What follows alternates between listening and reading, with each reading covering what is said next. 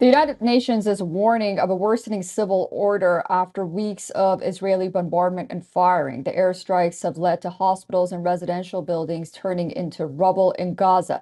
And there is a food and water and electricity crisis as desperate Palestinians break into warehouses. According to the United Nations, Palestinians in Gaza burst into a center into an aid center, that is, after more than 3 weeks of siege and bombardment. This as Israel escalates ground operations in the Hamas-run territory. With the Gazan death toll crossing over 8,000, the Palestinian Prime Minister has urged for an end to the war to save thousands of endangered lives.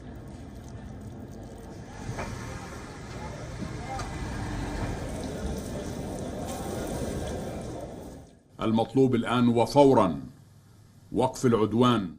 What is urgently needed now is to stop the aggression and allow the treatment of the injured to save the lives of thousands who are threatened by death. The infernal killing machine driven by the instinct of murder, revenge, terror and destruction has not been satisfied yet with the lives it has claimed and the wounds it has deepened. We do not know the number of victims that will be enough for it or the amount of blood that quenches the thirst of the criminal avengers. We raise our voices loudly. Stop the war on our people. Open safe humanitarian corridors to provide food, medicine, water and fuel and treat the wounded.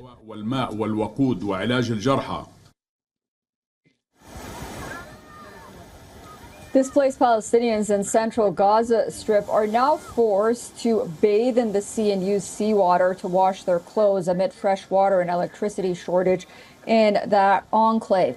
The continuous airstrikes that pounded Hamas targets have also displaced families in Gaza. Footage released by the Palestine Red Crescent Society shows Palestinian families sleeping outside of a hospital. The Red Crescent said it received warnings from Israeli authorities to immediately evacuate the Al-Quds hospital, but said that it was too short of a notice to move. After Israel launched its ground offensive, Iranian President Ebrahim Raisi warned Israeli authorities that it has crossed a red line and its continual ground operation might force Iran to take action. Meanwhile, Israel says that it's carrying out operations in the northern Gaza Strip in an organized manner. British Foreign Secretary James Cleverly has said that the UK is working with Egypt and Israel in order to get a humanitarian pause to get aid to the people of Gaza. In direct response to the emerging humanitarian situation in Gaza, the British Prime Minister announced more than doubling of our aid to the Palestinian people in Gaza. But at the moment, that aid is predominantly stuck in Egypt. We're working extensively with the Egyptians, with the Israelis and others to try and have a humanitarian pause, temporary pause, so that we can get that humanitarian aid to the people that need it. To this effect, WION spoke to Public Information Officer at United Nations Relief and Works Agency for Palestine Refugees, who pointed out that acute shortage of fuel is disrupting the aid work for civilians in Gaza. Take a listen.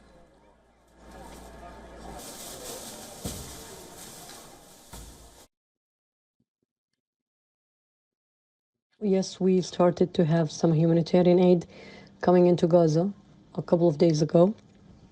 But again, those trucks of humanitarian aids did not include fuel.